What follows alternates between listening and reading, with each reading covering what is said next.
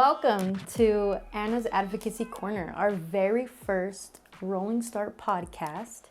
I'm here today with Richard. He's our TBI specialist, traumatic brain injury, and we're just gonna talk a little bit about his story and how he's gone through his life advocating for himself, whether he knew it was advocacy or not. Thank you for having me. I feel welcome. And I've been here with Rolling Start for about 3 years. I started off part-time and eventually got a full-time position. And then a year later, started with the ILS position. And then for about a month now, I've been doing the TBI coordinator position. Yeah, and he's definitely been doing a good job. In each one of those roles, he's gone above and beyond for our consumers. I can't even tell you how many times I've gone to an event, and they sure do know Richard. All I have to do is say his name, and they're like, oh, yeah, Richard. And he's just been a huge impact here at Rolling Start. He's even been Employee of the Month. What months were you employee? I believe it was November and January. November and January, yep. Yeah. So we'll see what happens for April. Yeah, so he's definitely made a huge impact, and they even threw him on our flyers and all kinds of stuff, because he's just been a beautiful example of just somebody just advocating for themselves and getting themselves together and being able to come to work every day and have a love for his consumers that is unmatched. Like, it's definitely, I was the one who trained him for CalFresh, but I run to him now with my new position as the advocate. I run to him asking him about Social Security and, having him translate for me sometimes or whatever it may be. So it's a pleasure being in this moment with you, being able to talk more in depth with who you are and who our consumers get to come and meet. Thank you. It's a little humbling. And I like to say, I don't have to get up and come to work. I get to get up and come to work. And working here definitely changed my life for the better in ways that nobody will ever know. I'm definitely a better man than I was 3 years ago, and I'm very proud of that. So it's been one hell of a ride. Right, and it's definitely a pleasure to have you sitting here with us. So I've known Richard for as long as he's worked here so far, and it's definitely been fun hearing all his stories about where he came from and where he's at now, and it's definitely been a transformation, and that's what we're kind of here today to get to know a little bit about. So tell us, Richard, who were you before Rolling Start? Before Rolling Start, well, where do I start? I was a Army brat, transferred back and forth between mom, dad, and grandma in my youth. Lived in a lot of different places, a couple different countries. Was never really settled down. I finally settled down in LA. Unfortunately, had problems with the home life, and I ended up 16. I left home, and that started a journey. And I eventually got involved in, not the best things, living on the street, you tend to gravitate towards bad things. I gravitated toward the gang life, and it was a long journey. And in 1991, at the age of 20, I was shot and paralyzed. I am a T10 paraplegic. Got out the hospital, and to be honest with you, nothing much changed. I went back to the exact same corner I was on before, and back to the exact same thing. It was a long journey. Went through all the things that gang members do: the violence, the addiction issues, the incarceration. I kind of took the whole package deal. And then in 2021, my mom, she wasn't living with me. She was staying in Northern California. She passed away, and I had my 13-year-old nephew come live with me. And all of a sudden, I couldn't do the same things. It wasn't just me. Mm-hmm. I had a little boy to take care of. So I became a new journey, trying to find a job, trying to do the right thing. I couldn't do the same things, with that little boy in the house. And it was a hard journey. It was a lot harder than life on the street, finding a job. Nobody wanted to give me a shot. I got introduced to Rolling Start through another program that was helping relatives taking care of kids that weren't there, other relatives' kids. And I happened to be next door to Rolling Start's office. And my worker there kept telling me, you should try out Rolling Start. And finally I went there and see what they offered. They helped me out with my utility bills. And then my worker said I should take this living well class. And, she was persistent. I ended up taking the class. And a lot of the class is about setting goals. And they asked me, what is your goal? And I said, I really need a job. That was my goal. Not thinking that I might get a job offer, but who ended up being my boss. Joanne was on the meeting that day, the class, and just happened to say, let's talk afterwards. It didn't work out with the job, but they talked me into volunteering, running a support group for people in wheelchairs. I did that for a couple months, and then I was offered a part-time position, which changed my life in more ways than I'll ever know. Right. And thus began my journey with Rolling Start, my journey in the normal life, in the employed life, and being a productive member of society, as we like to call it. Okay, so it's safe to say that you've been taking care of yourself for a long time. Yeah. You know, when you were young, you were on the streets, and in that way, you were advocating for yourself as a young boy, having to feed yourself, having to, make friends and find a place to sleep, find ways to make money. Yeah. What was that internal drive or that internal thing inside of you that was like, I got to make this living. I got to take care of myself. I got to do this. You could have just been like, you know what? I could just go be in jail. I could just go give up. I could just have all these reasons not to strive, not to do my best. But instead and I know, in some ways, it's the best that Richard did for himself at the time, Yeah. But what in you motivated you to do that? I don't think I really had a choice. It was kind of that. You either find a way to do it or you don't. And I wasn't ready to die. And I wasn't ready to spend the rest of my life in prison. And I didn't, the worst part for me of being homeless was the embarrassment. I didn't want, I found I knew places I could hide and sleep where people didn't have to see me. I had ways of taking a shower, so, I was at least clean. The embarrassment was the worst part. I didn't want that look, that, oh, I feel sorry for you. I never was out begging. I never did any of that. I never, wanted charity. I was still a man. I figured, even though I was still a boy, but to me, I was a man, and I says, well, you're in a situation. It is what it is. You just kind of got to do it. And as a 16, 17, 18-year-old boy, you don't make the best decisions, and most of my decisions were not good, but I survived.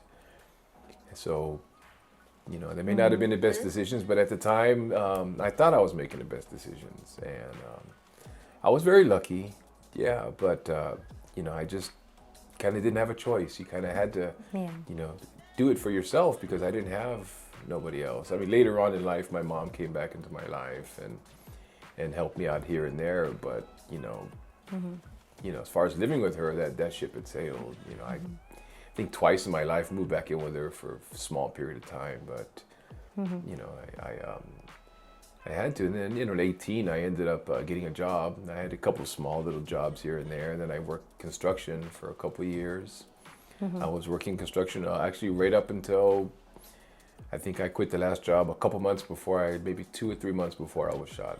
And that transition from like being in the streets and living that life into getting a job, was that like a rough transition, or do you think you were just like, okay, had like a work mentality? At that age, no, it wasn't. I would work and then I'd go right back to the street. It was just something to do during the daytime. I had a little bit of a paycheck and I could afford an apartment.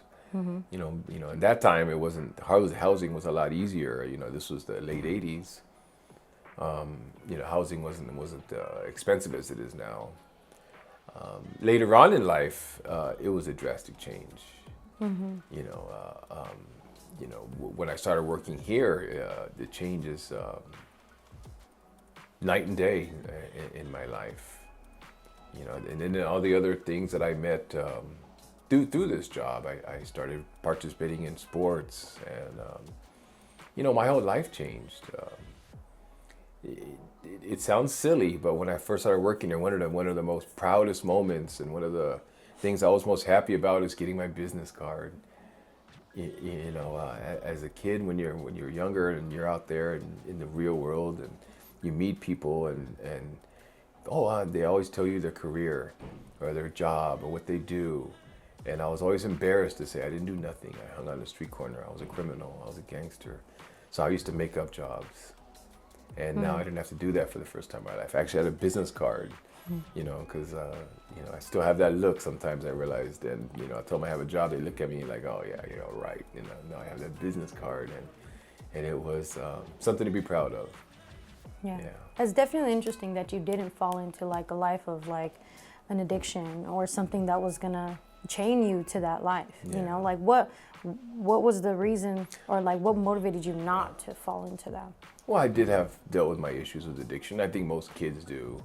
I'm not real sure. I come from a family of addicts. A lot of alcoholism in my family. It killed my mom, cirrhosis of the liver.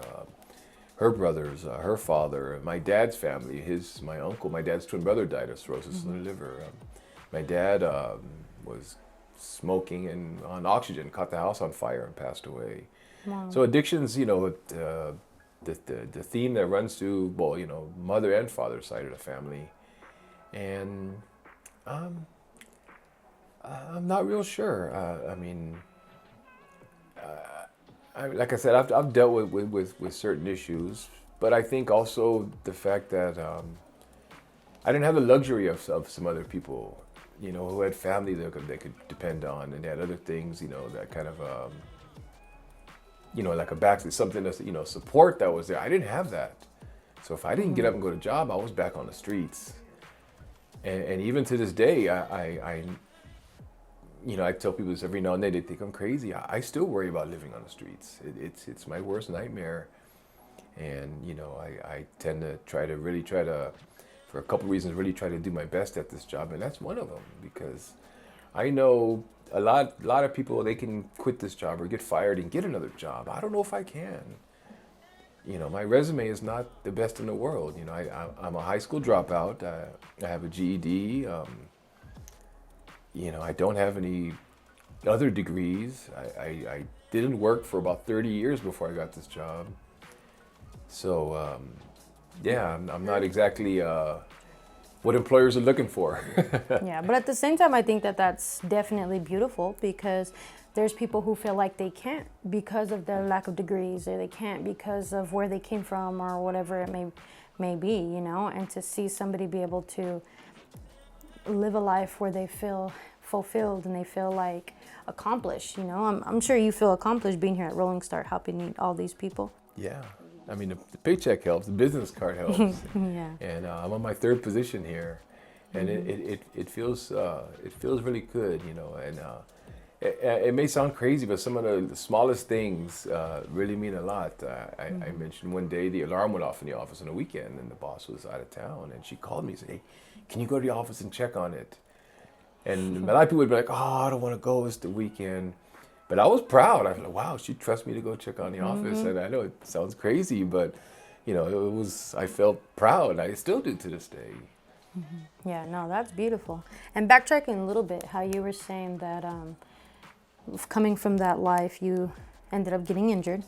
And what year again was that? It was 1991. It was actually March 21st of 1991. So I can officially now say I've been a paraplegic for 35 years and 2 days. Wow. It was, we call it, I just heard this last couple years ago, my spine-anniversary. It was my anniversary of the day of my injury. And I always say this, I'm sure you've heard it a couple times. When I was in the hospital, we all kind of talked, and our goal was to take care of ourselves, try to do good so we could live 20 years. That was the big goal. We all thought, wasn't sure how realistic it was, but we thought, man, maybe we could live 20 years. And here I am in 35 years and counting, and I'm probably in almost every way, except for my hair. I'm a little better off than I was in my 20s. I have a stable place to live. I just bought a car with car payments, and I still have business cards, and I have a job. I have something to wake up for every morning. Father Greg from Homeboy Industries always says, a job is so much more than a paycheck. I always say this. He said, a job is a reason to wake up in the morning. But even more important than that, it's a reason not to go get in trouble the night before. It's a reason not to go find something to go to jail. It's a reason not to be hanging out on the street corner the night before. And so whenever I get people in that life, I always try to encourage them to get a job, go to school. I mean, get that routine down, especially people coming out of prison. Because idle time for people like me ends up becoming bad time usually, and it ends up leading to doing time. Yeah, see, and that's why I think it's great. I'm so thankful that you're here with us, because there's just something in you that even after your accident, I remember you mentioning to me before that you just were like, okay, well, let me figure this out now, you know, like this is just what it is, and let me just kind of keep on pushing. Like, what was that like, waking up and realizing like, whoa, things are different? I've often thought about that. I don't actually remember. I'm sure they did, but it was not a certain time when a doctor comes in and says, you're never going to walk. It was just kind of, I knew it, you know, over time. And at the hospital, I was in the rehab hospital. There was 6 of us in a room together, and they had been in there. A lot of them had been in a wheelchair, you know, before. So they were kind of like veterans, we would call them. And so I got to know their life a little bit. And I think, I'm not sure when the exact moment when I realized I was never going to walk again, but it just, it's just something you just kind of come to realize. So for some people, they remember the moment when they learned. With me, I don't remember. You know, I was in a coma for about a month. And so I think me coming out, it wasn't like, oh, you wake up and everything's back to normal. It was gradual. So it might have been that time when they told me, and I just kind of, you know, slowly realized. But my goals at that time were not go have a good life. Like I said, it was to live 20 years, but my goal was to get back to that same street corner. I mean, it sounds crazy, but that was what I really wanted. I wanted it back, and I noticed a theme in my life. I wanted to prove that just because I got shot and paralyzed, I'm still that guy. I'm still, you know, I'm still dangerous. I'm still a tough guy. Still had to be that tough guy.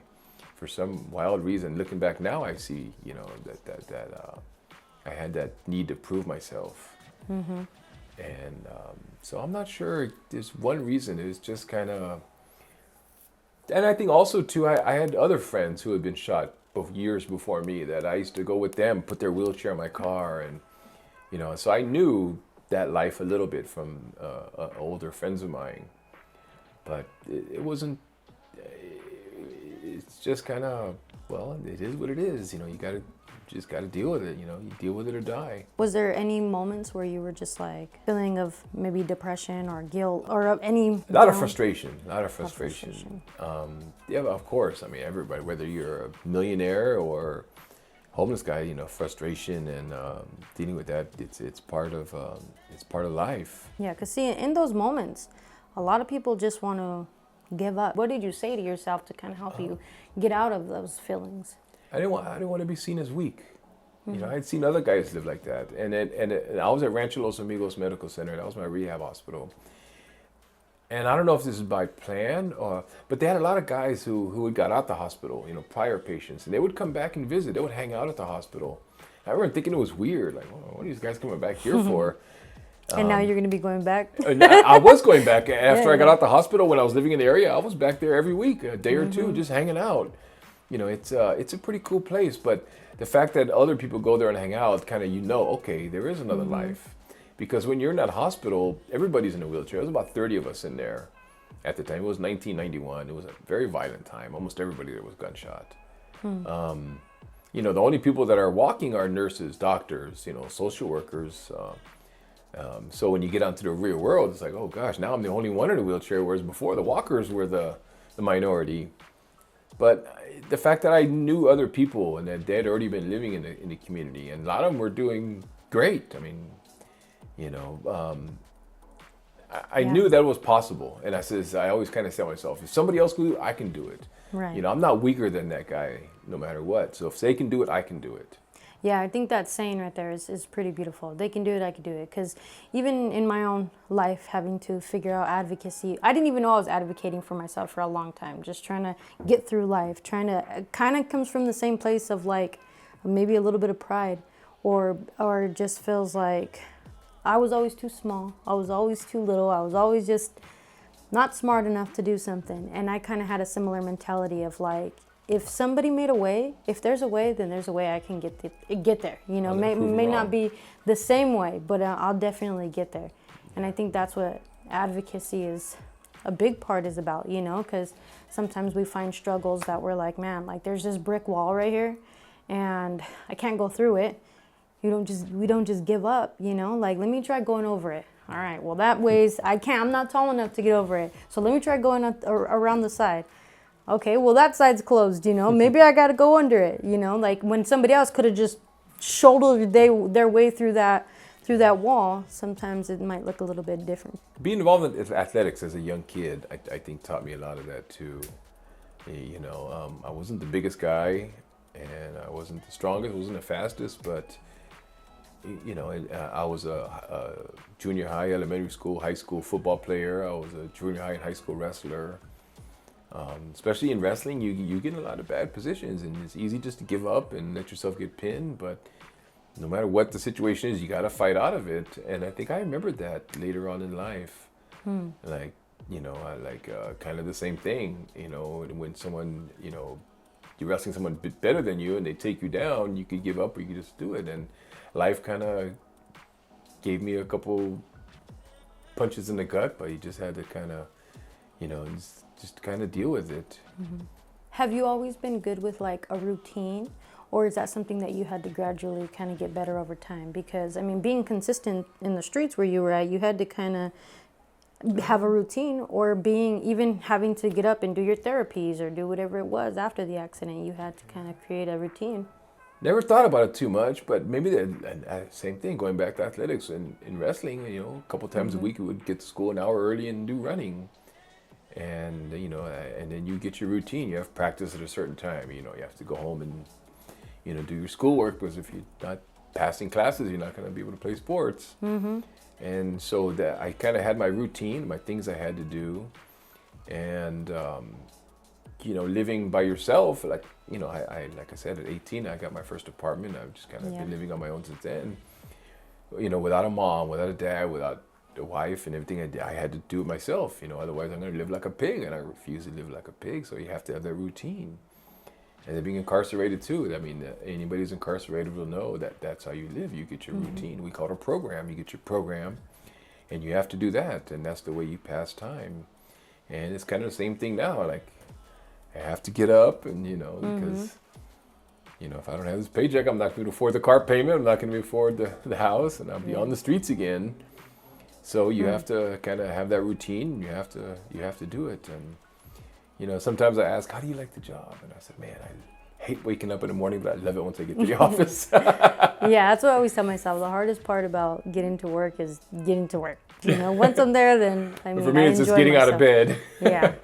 Ironically, the days when I'm not working, I still get up at the same time. Yeah, because I think, like, considering advocacy, I think a part where people often want to give up on themselves or on a situation is having to be consistent. Because there's days where we're going to wake up and not want to have to go to that doctor's appointment or go do that therapy, but in the end, it's gonna benefit them, you know. But there's a lot of people who get discouraged during that time of like routine, and you know, it might feel like a rut. Okay, here we go again. I got this another doctor's appointment I gotta go to, or I'm gonna go try and fight again with this agency that aren't listening to me, or whatever it may be. It's just an interesting perspective to hear somebody's idea about routine or having to be consistent with something, you know, and perseverance. I feel like your story definitely has got a lot of perseverance in it, because there was so many times when you could have given up, you know.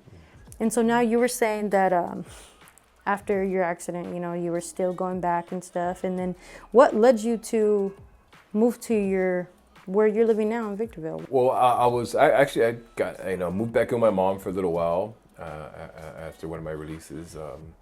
I was staying at my mom's house in Northern California. And, you know, I stayed there for, actually, that was the longest I did. I stayed with her about 2 years, almost 2 years. And it kind of was time for me to move on, you know, time for me to go. And so I was planning on moving back to LA. I had a couple friends lived in Victorville, and I came to visit them. And actually, I met home alone, just kind of thinking, looking at apartments, and it just kind of, some light bulb, I don't even know where it came from. I just said, wait a minute, I can move to Victorville. I said, it's a lot cheaper. I could probably get a house for the same price I get an apartment for in LA. I said, it's not in LA, so I won't be tempted to be there every day, all day, where I might get back in trouble. And I just came up with the idea and talked to my mom, and she helped me get a place. And I've now been living in that place for almost 25 years now, longest I've ever lived in one place in my life. And it feels pretty good, you know, it feels stable for the first time in my life. You know, growing up, the moving was the worst part. You know, as a kid, when you're elementary school, you know, you make friends, then you have to leave, and then you go somewhere it's all new, and you have to prove yourself again, and you have to make friends. And as a guy, especially a guy who didn't always fit in for a multitude of reasons in the different places, a lot of times it was fighting. You had to prove that you were a tough guy, you know, and to be stable and not have to move. I mean, that's my goal in life right now. I would never want to move again until I'm dead. Well, I think that's definitely your story right there. You were moving to Victorville and you consciously made that decision. I cannot go back to LA, like, because it's gonna cause me to fall back into that. You know, after 2 years of kind of being away from that life, you made that decision, and that's advocating for yourself, whether you were conscious about it or not. That's you definitely being like, all right, that's not a life I can live anymore, you know? And I'm sure you still would go and visit, or, you know, but I think that's still my friends, the ones that are still alive. And going back to the job thing, I like to say, I don't have to wake up. I get to wake up and go to work in the morning. Because there was many, many, many years in my life I wish I had a job. You know, I remember my nephew was living with me. I'm looking for a job. And his favorite TV show was the show The Office. And so I'm out hanging out with one of the neighbors, and there was a shooting star. She said, make a wish. And then me, you know, I don't believe that, you know, this, you know, I don't know, stupid superstitions. But in my mind, I'm thinking, wow, you know, to work in an office would be cool, you know, to be like that TV show, The Office, not thinking it was ever going to be realistic. And sure enough, here I, you know, 6 months later, I actually had a job kind of like that. Yeah, so, and we're definitely kooky like them too. We definitely found a place where you can become. A little scary sometimes. And like I said, looking for the job, I didn't even realize, I didn't even know much about the word advocating was, but to be able to speak up and say I really needed a job, and to be lucky enough or blessed enough that my boss happened to be on that day to hear me advocate. I mean, and ironically, now I help teach the Living Well class, the same class where I got this job. Now I help teach it, so if anybody wants to come on the class, you're more than welcome. I can't guarantee you'll get a job, but... Richard, he does a lot of the groups here too. He does our wheelchair support group. I don't know if you can see a little picture right there, but he does a wheelchair support group, and he does our Living Well. And we have the support group. It's twice a month, once in Victorville, once in San Bernardino. Both are on Zoom. We have a really good, that was another thing. You know, when they asked me to volunteer doing the support group, I remember in the beginning, nobody showed up. After the first 2 or 3 months, not one person showed up. Some of the employees started coming, I think because they felt sorry for me. And I started buying pizza and inviting more people. And now we've come from zero to, we had one of the biggest turnouts last week. We had 24 people between in person and Zoom. One of the senior ladies who comes to my group, she started cooking every month. And another lady, she brought sandwiches and brought a nice cake. And, you know, it's we have a good time. And we have a really good turnout. And I'm indebted to everyone, you know, because I remember when nobody came. And not trying to toot my own horn, but I think it's helped a lot of people. You know, I see the changes in some of the people. I've had some people come in there dealing with depression, and, you know, I've had people tell me that they felt like they were the only one living that life with a disability, some of them. And to be able just to find a place that they can meet other people and and we share resources, and just being around people that are dealing with the same thing. It's amazing the changes that some people can have and some people go through. Yeah. And it feels good to have a positive effect on people, because I wasn't always that positive effect. I was looking back, I was a bad influence on a lot of people. You know, even in the gang world, I kind of became, I don't know if a leader is the right word, but someone I was respected, and to know that a lot of little kids wanted to follow my footsteps. A lot of them did not make it. A lot of them are spending long terms in prison, and to know that I'm responsible for that partly. Yeah, it's good to have a positive effect on people's life, and to be able to help people, to try to make up for some of the bad I did in my life, some of the hurt we caused. And it feels really good to, maybe call it karma, whatever, to kind of make up for some of the bad. And I've done, I've done my share of drinking, I've done my share of drugs, but the look on someone's face when you can really help them, I think is better than all of those things put together. And I know it sounds cheesy, and people are going to make fun of me, I'm sure. No. But helping people who really need it, it's something special. It gives my life meaning. It makes me happy. That's beautiful. Well, we definitely appreciate you sharing with us, and we hope you join us next time in our advocacy meeting. And please join the Living Well and the wheelchair support group with Richard. You can join on rollingstart.com. You go to the monthly calendar, and right there you can see all the events we have. I also host the movie day and the game day, the first Friday and the second Friday of the month. And even if you just want to give us a call and see what our organization's about, or and please share this on any social media that you have, on Facebook, maybe some YouTube.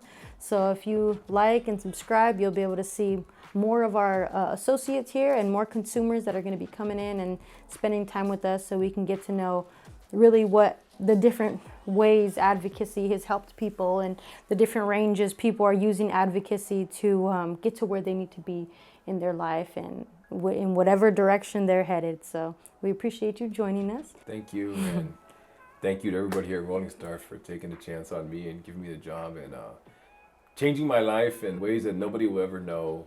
And yeah, and so anyone out there that needs help, I mean, if there's anything I can do, please feel free to reach out. I'm easy to find. Thank you, guys. Thank you. We hope to see you guys at our next advocacy meeting. Yeah.